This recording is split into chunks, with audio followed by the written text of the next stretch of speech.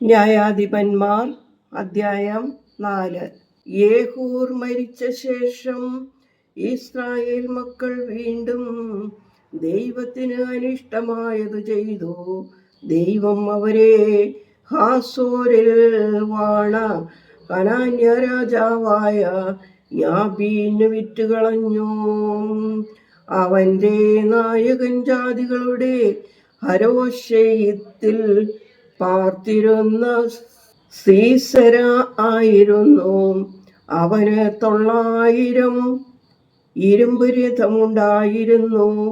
അവൻ ഇസ്രായേലരെ 20 സംവത്സരം കഠിനമായി ഞെരുക്കിയത് കൊണ്ട് ഇസ്രായേലർ ദൈവത്തോട് നിലവിളിച്ചു. ആ കാലത്ത് ലെപ്പീദോത്തിന്റെ ഭാര്യയായ ദെബോര എന്ന പ്രവാചകി ഇസ്രായേലിൽ ന്യായപാലനം ചെയ്തു. അവൾ എഫ്രായിം പർവ്വതത്തിൽ റാമേക്കും ബേഥേലിനും മധ്യേയുള്ള ദെബോരയുടെ ഈന്തപ്പനയുടെ തോട്ടത്തിൽ പാർത്തിരുന്നു. ഇസ്രായേലർ ന്യായപാലനത്തിന് അവളുടെ അടുക്കൽ ചെല്ലുക പതിവായിരുന്നു. അവൾ അബീനോവാമിന്റെ മകനായ ബാരോക്കിനെ ഹെറീക്കയും നഫ്താലിയിൽ നിന്ന് വിളിപ്പിച്ചു. അവനോട്, നീ പുറപ്പെട്ട് താബോർ പർവ്വതത്തിൽ ചെന്ന് നഫ്താലിയുടെയും സെബുലൂന്റെയും മക്കളിൽ 10,000 പേരെ കൂട്ടുക. ഞാൻ യാബീന്റെ സേനാപതി സിസെരയെയും അവന്റെ രഥങ്ങളെയും സൈന്യത്തെയും കീശോൻ തോട്ടിനരികെ നിന്റെ അടുക്കൽ കൊണ്ടുവന്ന് നിന്റെ കയ്യിൽ ഏൽപ്പിക്കുമെന്ന് ഇസ്രായേലിന്റെ ദൈവമായ കർത്താവ് നിന്നോട് കൽപ്പിച്ചില്ലയോ എന്ന് പറഞ്ഞു. ബാരാക്ക് അവളോട്, നീ എന്നോടുകൂടി വരുന്നെങ്കിൽ ഞാൻ പോകാം, നീ വരുന്നില്ല എങ്കിൽ ഞാൻ പോകയില്ല എന്ന് പറഞ്ഞു. അതിന് അവൾ, ഞാൻ നിന്നോടുകൂടെ പോരാം, എന്നാൽ നീ പോകുന്ന യാത്രയിൽ ഉണ്ടാകുന്ന ബഹുമാനം നിനക്ക് വരികയില്ല. കർത്താവ് സീസരയെ ഒരു സ്ത്രീയുടെ കയ്യിൽ ഏൽപ്പിച്ചു കൊടുക്കും എന്ന് പറഞ്ഞു. അങ്ങനെ ദെബോര എഴുന്നേറ്റ് ബാരാക്കിനോടുകൂടെ കേദേശിലേക്ക് പോയി.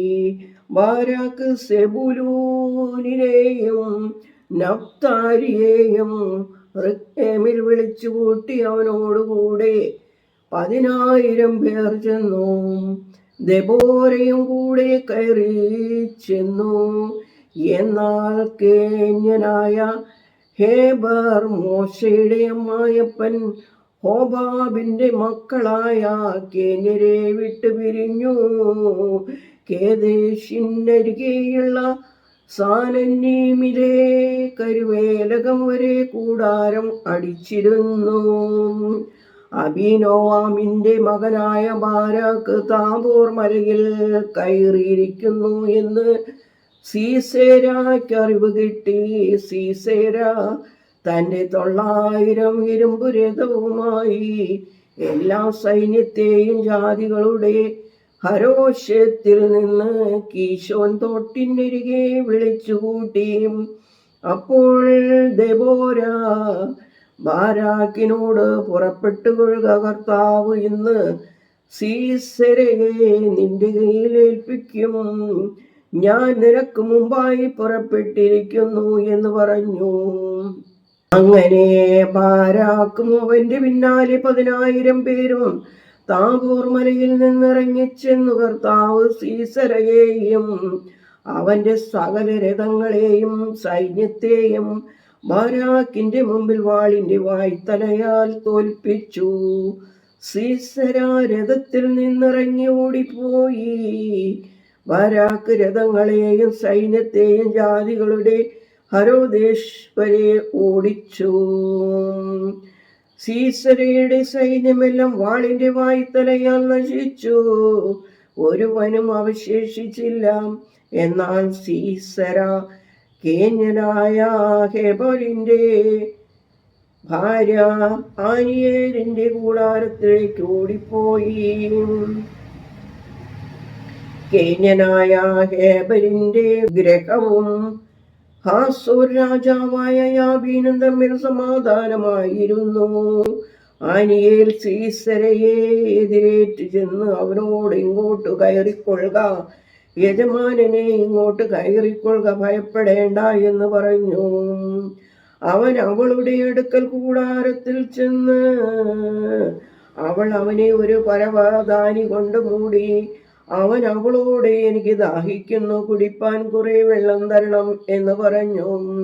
അവൾ പാൽ തുരുത്തി തുറന്ന് അവന് കുടിപ്പാൻ കൊടുത്തു. പിന്നെയും അവനെ മൂടി. അവൻ അവളോട്, നീ കൂടാരവാതിൽക്കൽ നിൽക്കുക, വല്ലവനും വന്നു ഇവിടെ ആരെങ്കിലും ഉണ്ടോ എന്ന് ചോദിച്ചാൽ ഇല്ല എന്ന് പറയണം എന്ന് പറഞ്ഞു. എന്നാൽ ഹേബരിന്റെ ഭാര്യ ആനിയേൽ കൂടാരത്തിന്റെ ഒരു കുറ്റിയെടുത്ത് കയ്യിൽ ചുറ്റി കൈയും പിടിച്ചു.